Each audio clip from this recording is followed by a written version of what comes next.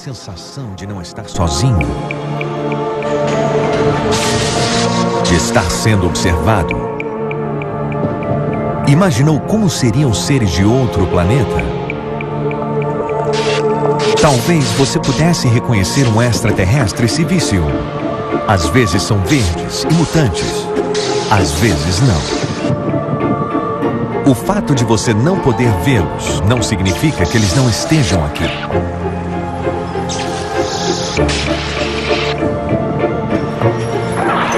Agora, o Discovery Channel separa os fatos da ficção científica. Estamos sozinhos?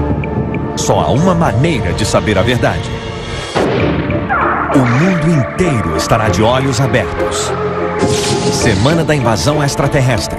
A invasão começa no próximo domingo. Só no Discovery Channel.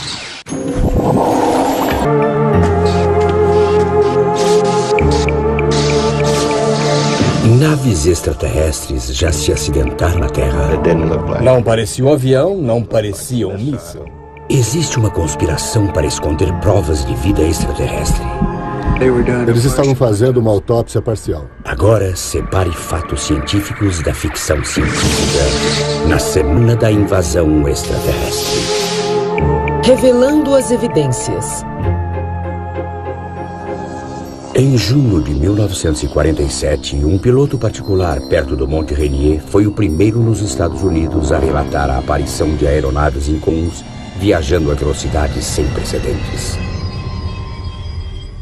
Centenas de relatos de discos voadores se seguiram a esse, mas um ainda capta a imaginação do público.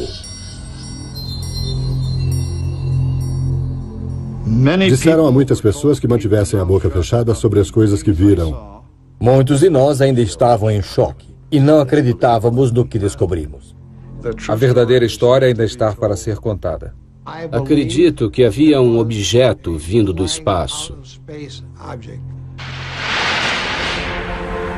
Encontros com extraterrestres, abduções, relatos de naves espaciais. Nos últimos 50 anos, esses relatos têm se multiplicado em proporções astronômicas. Existe vida em outros lugares? Ela nos visita? Se ela nos visita, não há local onde a visita tenha sido mais comemorada do que Roswell, Novo México. Muitos dos que acreditam em OVNIs insistem que houve um acidente com um disco extraterrestre em Roswell, em 1947. Eles afirmam que não só partes da nave e da tripulação extraterrestre foram resgatados, mas que o governo norte-americano orquestrou um abrangente acobertamento. Nenhum outro caso de OVNI é tão lendário. Talvez nenhum outro caso tenha tantos relatos e novas testemunhas e testemunhos recentes continuam a emergir. Um relato diz que tudo começou em 14 de junho de 1947 com a descoberta de alguns pedaços de folha de estanho. O fazendeiro Mac Brazel descobriu na fazenda Foster que uma área de cerca de 183 quilômetros de diâmetro estava repleta de restos brilhantes. Folhas de estanho, tiras de borracha, papelão duro e varetas.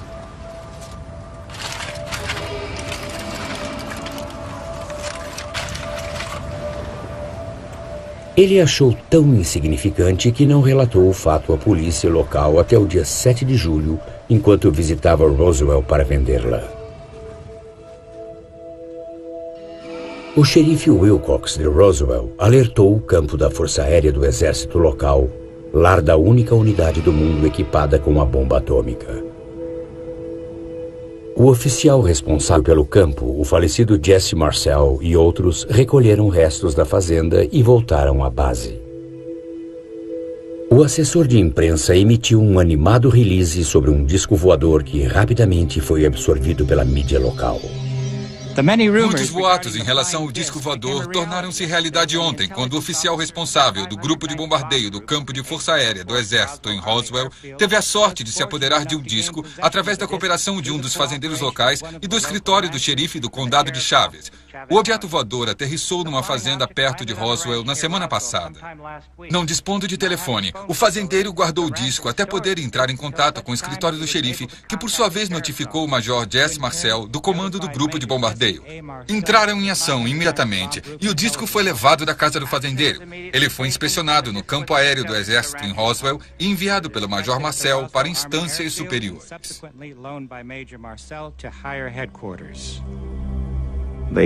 O release afirmava essencialmente que tínhamos em nosso poder um disco voador e que o Major Marcel, o oficial superior da base, o estava levando de avião para entregá-lo ao General Rambe, que era o general comandante do 8º Grupamento da Força Aérea. O medo era que os discos fossem aeronaves soviéticas. O general Ramey buscou uma identificação urgente. Ele mandou buscar um especialista em meteorologia.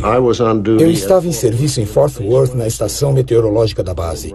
O telefone tocou e era o general Ramey. E ele disse, traga o seu traseiro para cá o mais rápido possível. Se você possui um carro, venha dirigindo. Se você não possui um carro, pegue o primeiro carro que achar com as chaves dentro ou ande até aqui.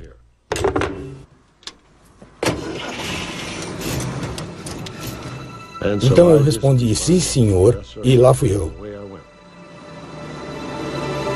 O oficial da meteorologia reconheceu os restos de um equipamento incomum e especial para acompanhar os ventos, um balão radiosonda e um refletor ou alvo. Quando eu cheguei na sala, o general estava lá e Marcel também, afirmando que era um disco voador que ele tinha pego no Novo México. Eu disse a ele que era um balão meteorológico radiosonda e um alvo. Eu não ia engolir isso assim. Eu disse, não há dúvida alguma na minha mente do que isso seja. A fotografia que o general tirou desacreditou todas as teorias sobre o disco ser uma nave extraterrestre ou arma secreta soviética. O interesse da imprensa e do público logo desvaneceu. Na manhã seguinte, quando peguei o jornal, vi que não tínhamos um disco voador. Tudo que tínhamos era um balão meteorológico, e esse era o fim. Ele foi esquecido. Mas não para sempre.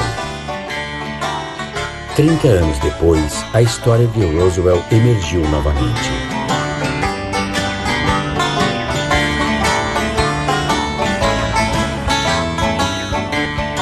Começou com um comentário ao acaso para um autor sobre OVNIs.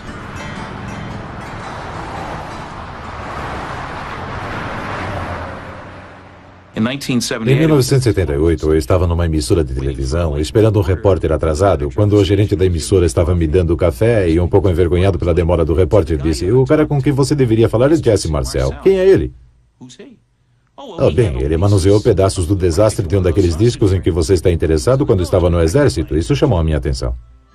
O que o Major Marcel se lembrou era que os materiais encontrados no Novo México em 1947 não eram de nenhum balão meteorológico. Segundo sua história, um raio atingiu uma nave espacial sobre Roswell em 2 de julho. Pedaços da nave caíram perto de Roswell, mas o desastre em si ocorreu nas planícies de San Augustine, a 160 quilômetros dali. Havia destroços e extraterrestres mortos. Eles foram encontrados por arqueólogos e um engenheiro agrimensor que foram obrigados a sair quando os militares chegaram.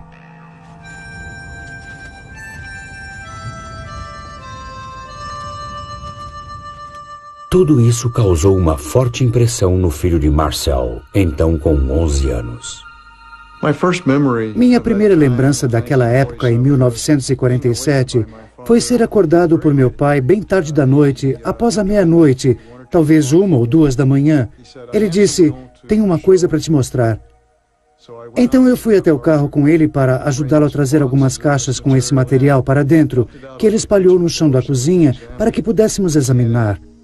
E o que havia eram muitos destroços metálicos. Havia pedaços de uma viga aí, um material semelhante a lâminas de metal, alguns pedaços de plástico preto, e ele disse que achava que aquilo era parte do que então foi chamado de disco voador. Quando segurei uma dessas vigas e, na luz, para ver melhor a superfície interna, percebi que havia uma escrita de algum tipo, pareciam hieroglifos, e estavam por toda a parte, por toda a superfície interna da própria viga. Os símbolos pareciam formas geométricas como círculos, bolas, triângulos, pirâmides truncadas, várias configurações assim. Anos após a ocorrência desse evento, ouvi meu pai falar sobre como ele tinha tentado fazer as pessoas envergarem a viga com uma marreta. Por mais delgado que o material fosse, parece que ele não podia ser marcado nem por uma marreta de 7 quilos. Ouvi meu pai falar sobre tentar queimá-lo com um isqueiro e o material não queimava. Ele tentou ver se engruvinhava como uma folha de estanho sob o fogo de um isqueiro e aparentemente isso não aconteceu. Em 1987, o presidente norte-americano Ronald Reagan fez um discurso nas Nações Unidas. Que referência ele fez a uma ameaça extraterrestre? Descubra a resposta quando voltarmos com a Semana da Invasão Extraterrestre. Ronald Reagan disse: nossas diferenças mundiais desapareceriam se estivéssemos enfrentando uma ameaça extraterrestre. E agora, a Semana da Invasão Extraterrestre continua. Em 1987, outra história emergiu. Nessa versão, o acidente foi em Corona, Novo México. A 3 quilômetros de distância, 4 extraterrestres semelhantes a humanos foram encontrados. Todo o traço foi removido. O acobertamento foi extensivo. Um telefonema de Washington avisou a estação de rádio local que parasse com a cobertura da história, senão seria fechada.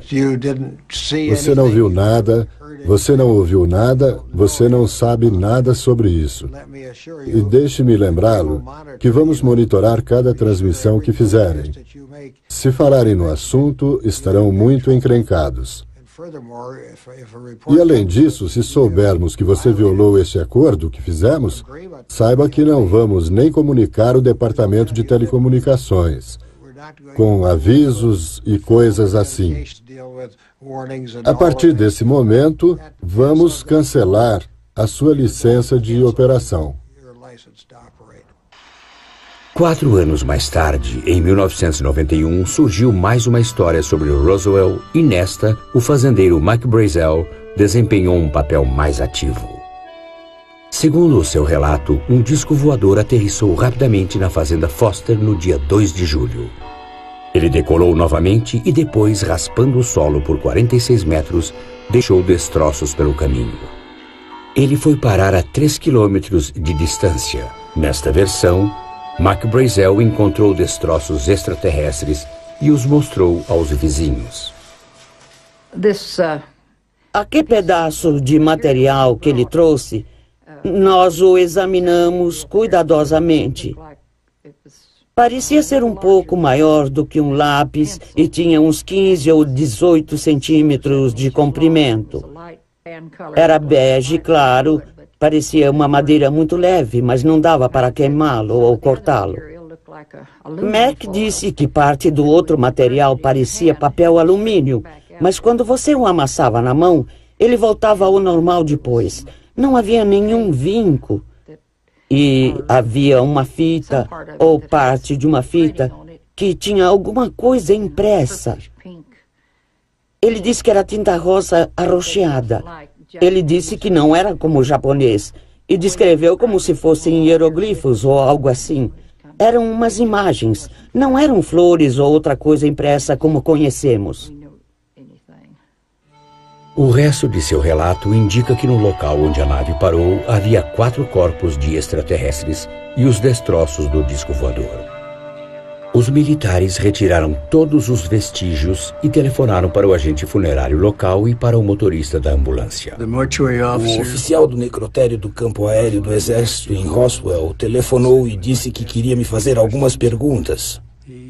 Ele queria saber se tínhamos caixões para crianças hermeticamente fechados, se eram de 1,80 m ou 1,20 m. Queria saber quantos tínhamos em estoque e quanto tempo levaria para conseguirmos mais. Quando cheguei à enfermaria, havia 3 antigas ambulâncias no lugar onde eu geralmente estaciono.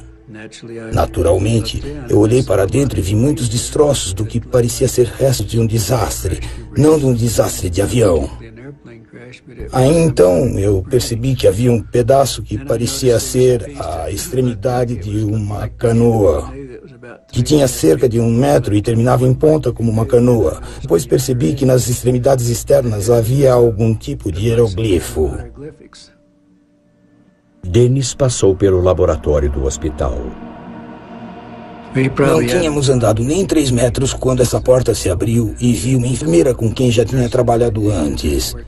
E ela estava com uma toalha sobre o rosto e estava engasgando, ou talvez chorando, não sei ao certo. Mas sei que estava tentando recuperar seu fôlego. E ela me viu e disse: "Glendale, saia daqui o mais rápido possível, porque você vai ficar muito encrencado." Imediatamente atrás dela havia 2 senhores que também tinham uma toalha sobre o rosto e também estavam engasgados. Eles atravessaram o corredor com ela e passaram pela porta. Não demorou muito e chegaram 2 policiais e disseram: "Levem esse senhor da base. Você vai dirigindo, não o deixe dirigir. Tenha certeza de que ele está fora da base. E você mesmo dirige a ambulância." Dennis foi retirado sob as ordens de um ameaçador capitão de cabelos ruivos e um sargento afro-americano. No dia seguinte, ele se encontrou com a enfermeira. Ela estava num estado deplorável.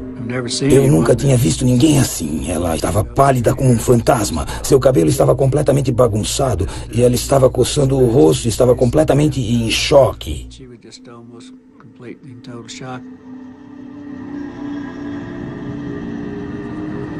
Sua história era que estavam fazendo uma autópsia parcial. Em uma maca havia um saco que, quando foi aberto, revelou 2 corpos muito pequenos e mutilados. Ela disse que estavam muito mutilados e disse, por exemplo, que havia uma mão que tinha sido cortada e com um longo fórceps eles viraram a mão e a estavam descrevendo. Ela tinha apenas 4 dedos e pequenas almofadas nas extremidades dos dedos que pareciam ser ventosas em miniatura. Se esse relato fosse verdadeiro, então a foto do General Ramey tinha sido um embuste.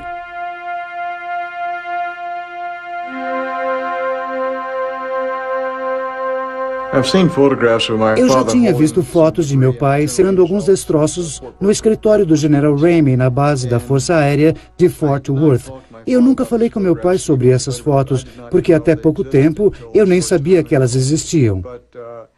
Mas essas fotografias mostram um material que eu não vi no chão da nossa cozinha naquela noite. E novamente as discrepâncias eram que na foto dava para ver claramente esse papel forrado de metal, não só folha metálica. Em outras palavras, era material forrado de papel. Na fotografia, as varetas parecem ser de madeira balsa e, novamente, isso não foi o que eu vi. Então tenho de concluir que os destroços que estavam no chão do escritório do General Ramey não eram os que eu vi no chão da nossa cozinha naquela noite. E o fazendeiro Mac Brazel, que originalmente encontrou os materiais? Meu marido e Lyman Strickland estavam em Roswell um dia e viram Mac descendo a rua. Ele estava cercado de soldados. E eles disseram que Mac nem conversava com os soldados, que ele só os olhou e continuou andando. E quando Mac chegou em casa, perguntamos sobre o caso e ele disse: "Bem, me disseram que era um balão meteorológico, mas se eu encontrar outra coisa, ninguém jamais saberá."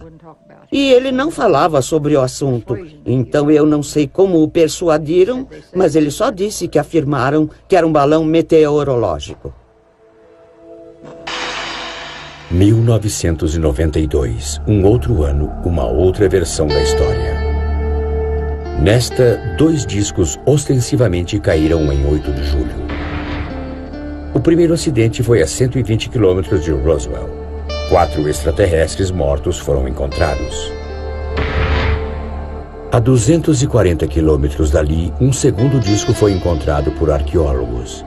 Havia mais extraterrestres mortos e testemunhas. Em Corona havia uma figura ameaçadora, um coronel ruivo. E em San Agustin, duas outras, um capitão ruivo e um sargento afro-americano. Seriam esses os mesmos oficiais que encontraram o agente funerário Glenn Dennis em sua versão anterior da história?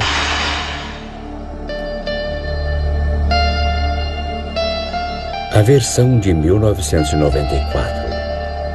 Essa história diz que no dia 4 de julho, duas freiras franciscanas relataram ter visto algo caindo na terra. Dessa vez, o desastre não tinha sido em San Agustin ou Corona. O disco caiu ao norte de Roswell. Ele foi encontrado por um outro grupo de arqueólogos. E entra uma testemunha. Ela afirma que uma missão secreta a levou para o local do acidente. Entramos em vários jipes e vários caminhões e tudo mais, e fomos para o norte. E cortamos uma cerca e entramos na área. E foi ali que vimos esse brilho. Vimos essa nave, e ela não se parecia com um avião, não se parecia com um míssil. Era uma coisa muito estranha. A nave em si parecia ter a forma de uma hélice. Eu diria que ela media de uns 4,5 a uns 6 metros. Estava meio aberto. Um corpo fora jogado na base do arroio, o outro corpo estava meio para dentro, meio para fora.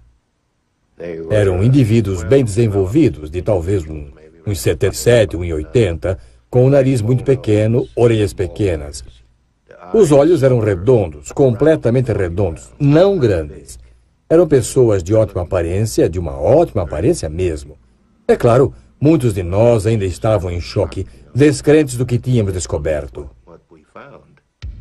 Nenhum registro militar apoia a história de Kaufman. Em 1994, o Congresso norte-americano investigou um incidente de Roswell devido à pressão de um representante do Novo México, o que foi revelado. Quando voltarmos com a Semana da Invasão Extraterrestre. O mundo inteiro. A investigação federal revelou vários documentos relacionados a Roswell sem fazer menção a qualquer acidente com um OVNI, mas muitos crédulos ainda não estão convencidos. A Semana da Invasão Extraterrestre continua. Em anos recentes, um filme que se afirmava ser de uma autópsia de um extraterrestre de Roswell foi trazido a público.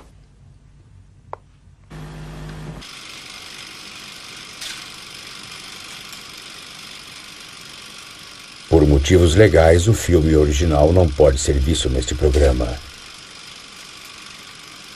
Ele foi reconstituído com a ajuda de um ex-coronel da 8ª Força Aérea, Dan McGovern.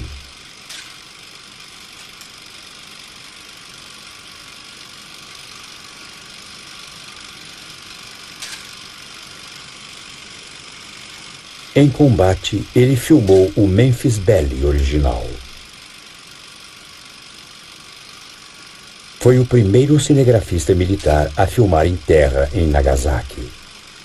Grande parte desse filme ainda é secreto. O que ele acha da alegada autópsia? Bem, do meu ponto de vista, acho que a coisa toda foi muito amadora, para dizer pouco.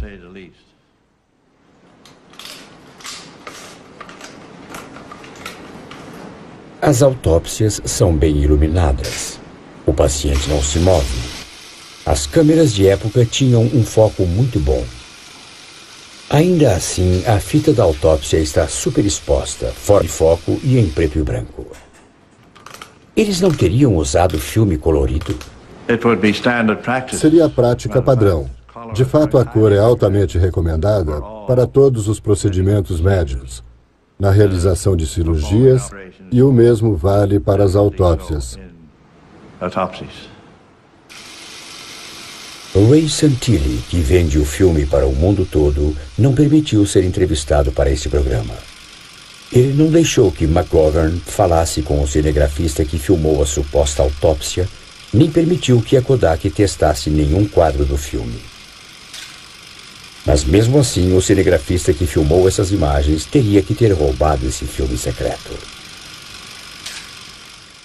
Seria impossível esconder 20 rolos de filme, especialmente se ele fosse secreto. Essas coisas são registradas. Santilli afirma que o cinegrafista foi trazido de Washington, D.C., a 2.575 quilômetros de distância, mas McGovern tem dúvidas. Cada base da Força Aérea do Exército tinha o seu próprio laboratório fotográfico. Eles tinham a capacidade de processar filmes, rodar filmes e cuidar de qualquer coisa que estivesse naquela base em particular. E o nome do cinegrafista fornecido por Santilli, Jack Burnett? Jack Burnett. Nunca ouvi falar dele. Jack Burnett. Nunca ouvi esse nome. Nós, cinegrafistas, somos um grupo muito fechado. Sabíamos muito bem quem eram os cinegrafistas naqueles dias. Um exame cuidadoso do filme da simulação da autópsia foi realizado por um patologista.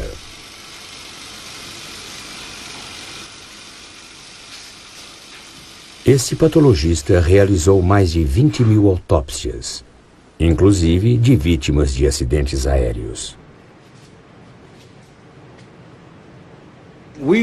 Temos o que é descrito como um extraterrestre. Esse é um evento absolutamente extraordinário. Nunca aconteceu antes e vai levar muito tempo até acontecer de novo. O que ele faria na sua primeira autópsia de um extraterrestre? Se eu estivesse fazendo essa autópsia, eu teria soltado todas as estruturas do pescoço, separando-as da cabeça e depois pegaria o coração e os pulmões e os dissecaria. Em vez disso, tudo o que eu vi foi uma pessoa pegando a tesoura com o indicador e o polegar. Certamente essa não é a maneira que qualquer patologista usaria a tesoura, porque assim ela não fica firme para você orientar o corte. A maioria dos legistas usaria os dedos polegar e médio para manipular a tesoura, deixando o indicador livre para orientar o corte e deixar a tesoura firme. O que eles estavam fazendo era pegar um órgão e cortá-lo, praticamente sem olhar para ele, colocá-lo em pequenas bandejas e levá-lo embora como se estivessem no açougue em vez de numa sala de autópsia. Agora, isso já seria ruim se fosse feito num ser humano, cuja anatomia conhecemos mais ou menos bem, mas com um extraterrestre, o primeiro de todos seria quase um sacrilégio fazer dessa maneira. A outra coisa que eu notei também é o fato de que nem o ferimento nem o corpo foram medidos. Geralmente, numa autópsia que eu ou os meus colegas realizamos em qualquer lugar do mundo, no momento em que vemos esses ferimentos, nós os examinamos cuidadosamente, vemos onde estão, medimos e depois fotografamos usando uma câmera. Outra particularidade é o curto tempo gasto na autópsia, menos do que as 4 horas geralmente usadas em casos de morte violenta. Do primeiro ao último corte, passa-se menos de 1h30. Eu teria trabalhado pelo menos 3 ou 4 dias nisso. Teria reunido uma série de especialistas em várias disciplinas para ter certeza de que não deixaria nada passar. E isso claramente não aconteceu na autópsia que vimos no filme. Com base no que vimos, estou razoavelmente convencido de que essa não foi uma autópsia no sentido comum. Ela provavelmente foi fabricada, por assim dizer. Então, o que aconteceu em Roswell? A Força Aérea agora tem uma explicação. Seu relatório de $1 milhão diz que os destroços que o fazendeiro Mac Brazel encontrou em 1947 foram inspecionados pelo Major Jesse Marcel, que não estava sozinho. A Força Aérea até encontrou a testemunha que o acompanhava. Seu testemunho juramentado afirma que não havia nada extraterrestre nos destroços. As testemunhas explicam que houve um acobertamento, mas para esconder o verdadeiro propósito do balão meteorológico, não as evidências de um acidente com extraterrestres. Em 1947, em Alamogordo, Novo México, a equipe de balões da Universidade de Nova York estava testando e refinando balões para ficarem a uma altura fixa. O Sol faz os balões comuns subirem. Eles expandem até explodirem. Os cientistas estavam experimentando novos materiais. Para acompanhá-los, eles prenderam refletores de radar ou alvos. Os alvos que estávamos usando eram construídos de folha de alumínio laminado sobre papelão branco, relativamente duro, montados em triângulos com reforços de madeira balsa. Os alvos descartáveis permitiam que as altitudes e velocidades dos balões fossem acompanhadas. Nem todos os voos foram recuperados.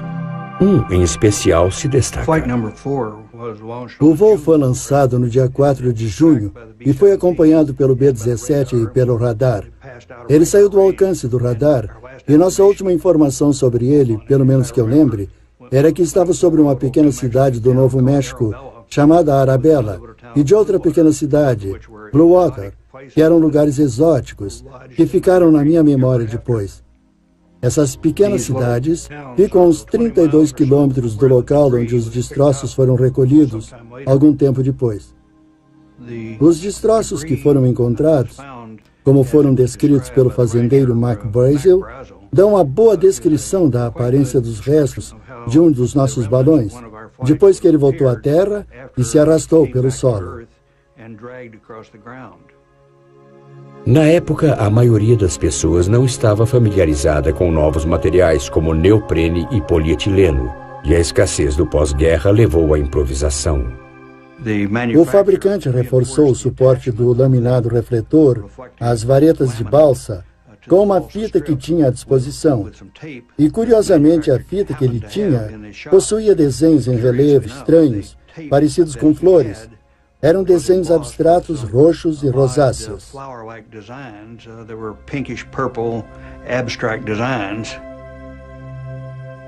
O motivo das medidas de segurança era o verdadeiro propósito do balão. Surpreendentemente, até mesmo muitos membros da equipe o desconheciam. O propósito dos balões era o de carregar microfones para captar a primeira bomba atômica soviética. A operação foi classificada de altamente secreta, prioridade 1A. Até mesmo o nome do projeto foi escondido deles, Mongol. Para dizer a verdade, eu nunca tinha ouvido falar no projeto Mongol até 1992. Eu sabia do propósito do que estávamos fazendo, que era tentar gravar as explosões nucleares soviéticas. Mas eu não sabia do segredo militar e não precisava saber. Mais uma coisa no escritório do General Ramey ainda precisava ser identificada. Um monte de estranhas peças escuras. Irving Newton, o meteorologista que Ramey tinha chamado originalmente para identificar os destroços, recentemente encontrou-se com o professor Moore pela primeira vez.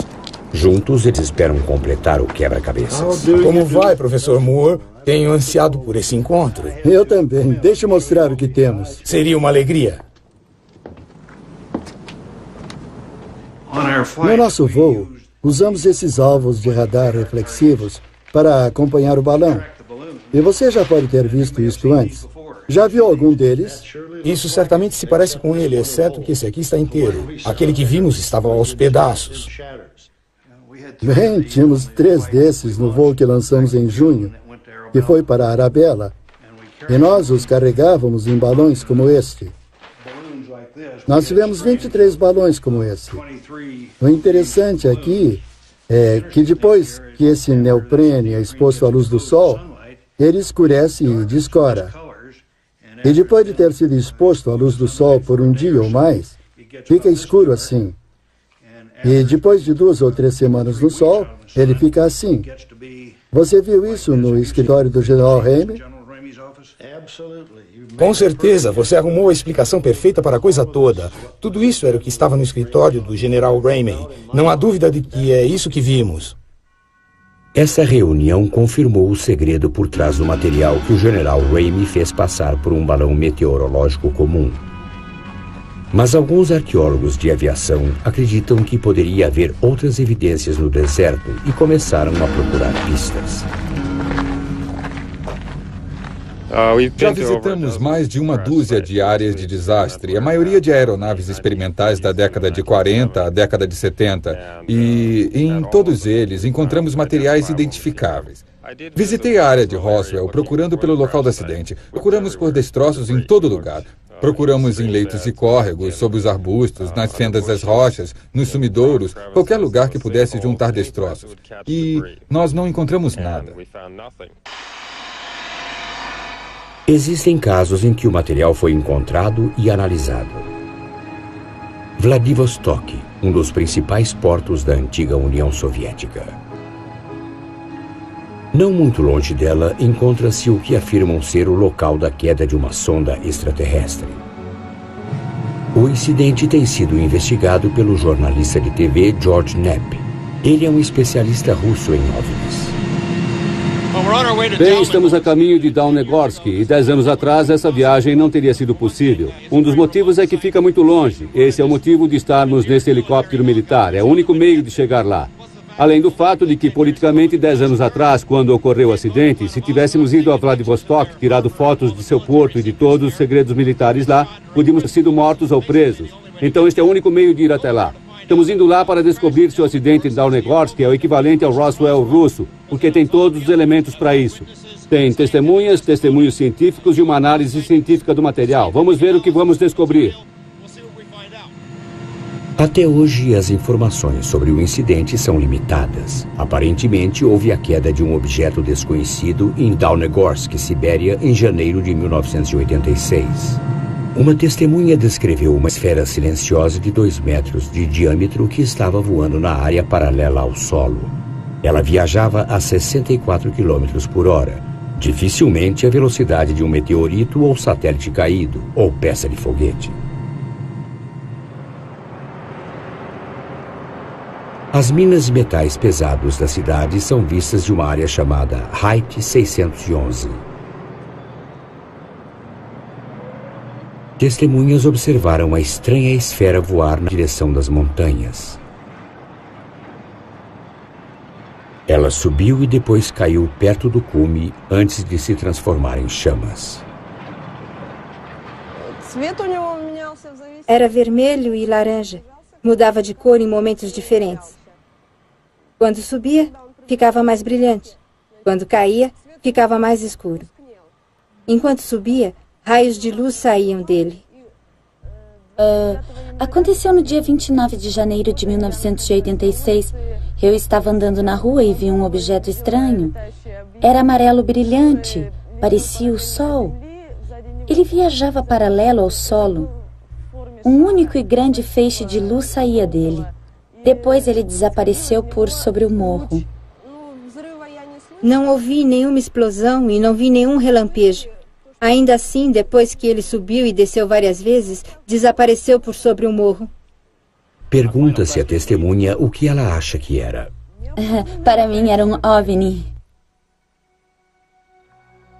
Buscas subsequentes descobriram o local do impacto. Materiais misteriosos, bolas, gases, redes foram removidos da encosta. Eles continuam nas mãos das academias de ciências nacionais. Os cientistas locais têm apenas pequenas amostras. Em 3 anos, eles compilaram um estudo de 300 páginas. Seu autor aponta características anômalas do caso. No local do acidente, encontramos pedaço de sílex magnetizado e cerca de 300 gramas de materiais diferentes. Depois do acidente em Wright 611, houve muitas aparições de OVNIs. Discos, formas de balões, luzes únicas. Parecia que estavam procurando alguma coisa, porque pareciam luzes de busca. Essas luzes eram muito interessantes. Elas só iluminavam o que tocavam. Não havia nenhum feixe visível. Tudo me leva a crer que eram de origem extraterrestre.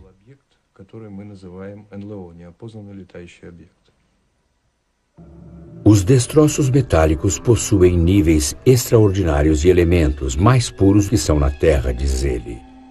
O material semelhante a uma malha é um isolante de quartzo em volta de fios de ouro, mais finos do que um cabelo humano. O que veio do céu, argumenta ele, não é uma coisa feita aqui, mas um sistema de orientação para uma sonda extraterrestre. Nenhum outro pesquisador russo publicou suas descobertas ou liberou nenhuma parte desse material. Diferente da maioria dos casos, este deve e pode ser resolvido. Institutos russos sequestraram os destroços de Dawnegorsk por mais de 10 anos. O mundo foi informado de que o objeto era de origem terrestre. Mas onde estão os relatórios? E o mais importante, onde estão os destroços? A única análise científica liberada até hoje sugere que o objeto, fosse o que fosse, foi fabricado em outro lugar e talvez não seja deste mundo. Em 1995, a fita da autópsia de um extraterrestre foi mostrada na televisão norte-americana pela primeira vez. Quantos telespectadores assistiram? Saiba a surpreendente resposta quando voltarmos com a Semana da Invasão Extraterrestre. Mais de 12 milhões de telespectadores assistiram à primeira exibição da autópsia de um extraterrestre que vendeu 100 mil cópias em 3 meses. Voltamos agora com a Semana da Invasão Extraterrestre. Em dezembro de 1980, houve ainda um outro incidente perto de uma área militar. Dessa vez, na RAF Bentwaters, Woodbridge, Inglaterra, lar do pessoal da Força Aérea Americana.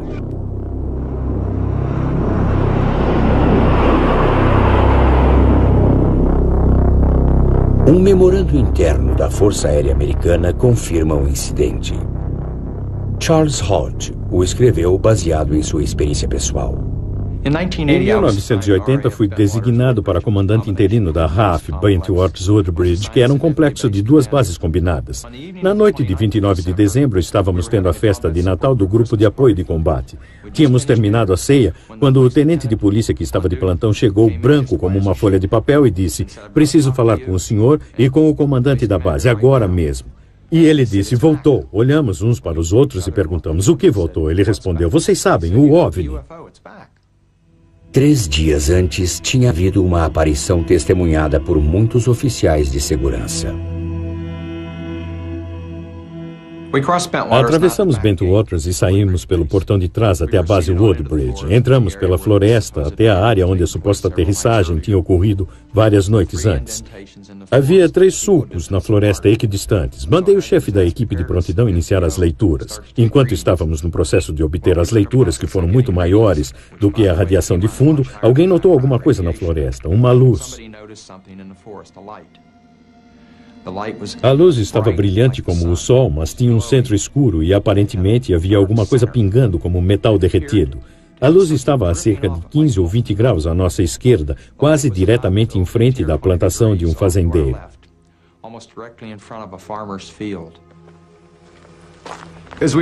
Enquanto nos aproximamos da cerca e estávamos observando esse objeto, ele subitamente explodiu, mas nunca houve um só som nesse tempo todo. Ele subitamente se partiu em 5 objetos brancos e desapareceu. E naquele momento percebemos que havia vários objetos no céu, 2 ao norte e 1 ao sul. Eles eram brilhantes, multicoloridos e estavam se movendo muito rapidamente, juntos, como se estivessem em formação. Nós os observamos por vários minutos e eles continuaram assim. Nos viramos e observamos o objeto ao sul e de repente ele veio em nossa direção a grande velocidade. Ele parou e lançou um feixe como um feixe de laser. Ele caiu bem aos nossos pés e permaneceu ali por alguns segundos e, igual a uma lanterna, desligou.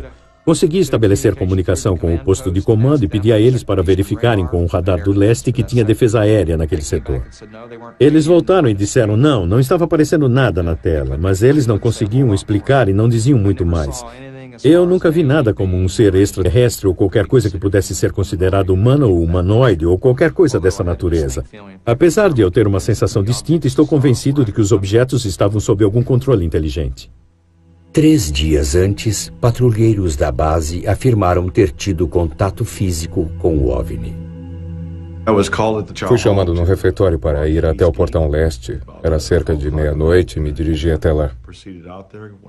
Quando eu cheguei lá, havia 2 unidades da polícia. Eles estavam andando para a área arborizada a cerca de 275 metros do portão leste. Tínhamos visto uma luz branca brilhante com um pouco de amarelo e um pouco de azul. E quanto mais perto chegávamos, mais intensa era a luz branca. Chegamos ao limite da floresta e estava claro bastante para ofuscar você. Estávamos a cerca de 55 ou 65 metros da aeronave. Eu fiquei a cerca de 10 metros da nave e ficou claro que não era como nenhuma aeronave que eu já tinha visto.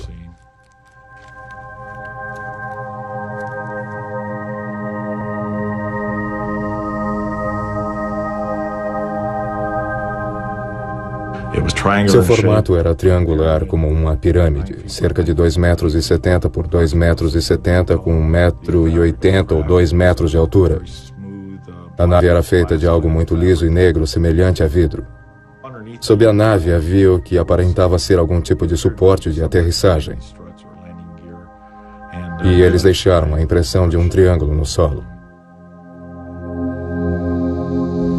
As cores que ainda cobriam de leve as suas extremidades eram o vermelho, o azul e o amarelo. E quando fui até a nave e fiquei ao lado dela, notei uma escrita ou inscrição de algum tipo na lateral da nave. E era indecifrável. Eu não sabia o que era.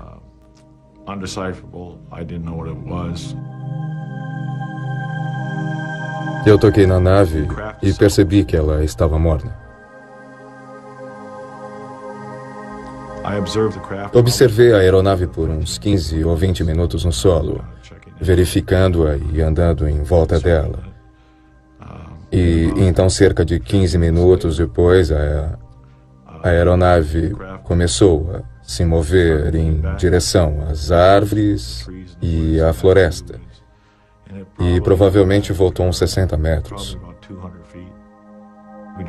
Nunca mais chegamos perto dela novamente. A aeronave ergueu-se por entre as árvores e, num piscar de olhos, tinha partido.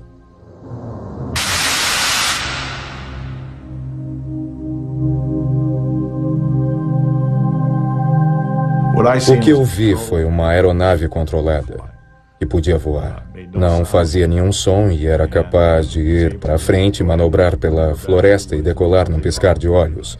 Foi isso que eu vi. A Força Aérea Norte-Americana tem essa capacidade? Não. Alguém mais no mundo a tem? Não que eu saiba. Naves extraterrestres ou dispositivos militares secretos. Frutos de planetas distantes ou da nossa própria imaginação. As perguntas persistem.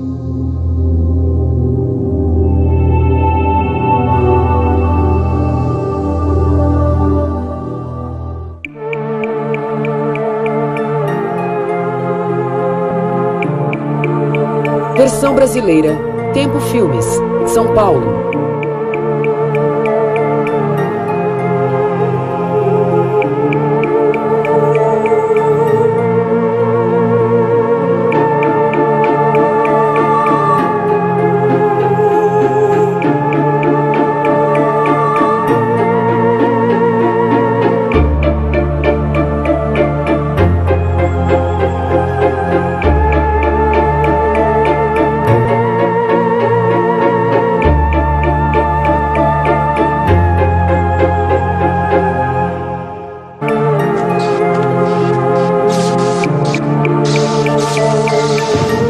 Ele pode ser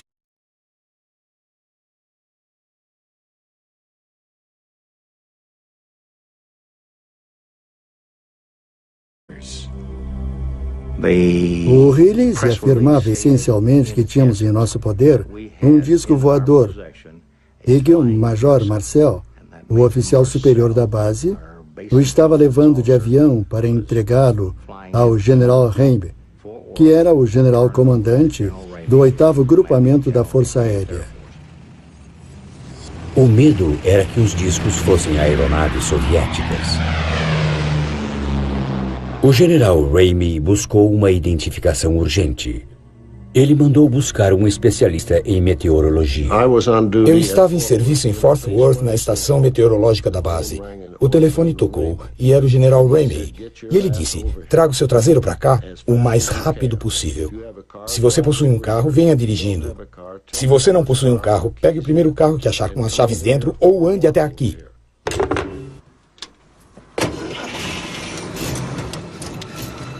Então eu respondi, sim, senhor, e lá fui eu. O oficial da meteorologia reconheceu os restos de um equipamento incomum e especial para acompanhar os ventos. Um balão rádio-sonda e um refletor ou alvo.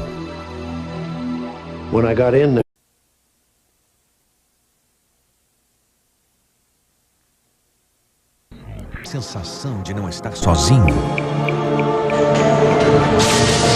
de estar sendo observado. Imaginou como seriam seres de outro planeta? Talvez você pudesse reconhecer um extraterrestre se visse um. Às vezes são verdes e mutantes, às vezes não. O fato de você não poder vê-los não significa que eles não estejam aqui.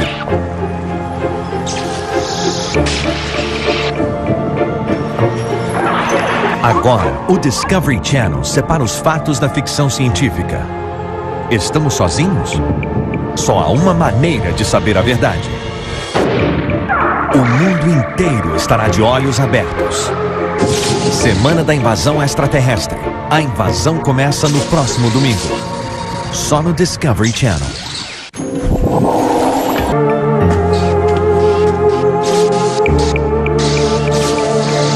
Naves extraterrestres já se acidentaram na Terra. Não parecia um avião, não parecia um míssil. Existe uma conspiração para esconder provas de vida extraterrestre. E não relatou o fato à polícia local até o dia 7 de julho, enquanto visitava Roswell para vendê-la. O xerife Wilcox de Roswell alertou o campo da Força Aérea do Exército local, lar da única unidade do mundo equipada com uma bomba atômica. O oficial responsável pelo campo, o falecido Jesse Marcel e outros, recolheram restos da fazenda e voltaram à base. O assessor de imprensa emitiu um animado release sobre um disco voador que rapidamente foi absorvido pela mídia local. Muitos boatos em relação ao disco voador tornaram-se realidade ontem, quando o oficial responsável do grupo de bombardeio do campo de Força Aérea do Exército em Roswell teve a sorte de se apoderar de um disco através da cooperação de um dos fazendeiros locais e do escritório do xerife do condado de Chaves. O objeto voador aterrissou numa fazenda perto de Roswell na semana passada. Não dispondo de telefone, o fazendeiro guardou o disco até poder entrar em contato com o escritório do xerife, que por sua vez notificou o major Jesse Marcel do comando do grupo de bombardeio. Entraram em ação imediatamente e o disco foi levado da casa do fazendeiro. Ele foi inspecionado no campo aéreo do Exército em Roswell e enviado pelo major Marcel para instâncias superiores. Se ela nos visita, não há local onde a visita tenha sido mais comemorada do que Roswell, Novo México. Muitos dos que acreditam em OVNIs insistem que houve um acidente com um disco extraterrestre em Roswell, em 1947. Eles afirmam que não só partes da nave e da tripulação extraterrestre foram resgatados, mas que o governo norte-americano orquestrou um abrangente acobertamento. Nenhum outro caso de OVNI é tão lendário. Talvez nenhum outro caso tenha tantos relatos e novas testemunhas e testemunhos recentes continuam a emergir. Um relato diz que tudo começou em 14 de junho de 1947 com a descoberta de alguns pedaços de folha de estanho. O fazendeiro Mac Brazel descobriu na fazenda Foster que uma área de cerca de 183 quilômetros de diâmetro estava repleta de restos brilhantes. Folhas de estanho, tiras de borracha, papelão duro e varetas.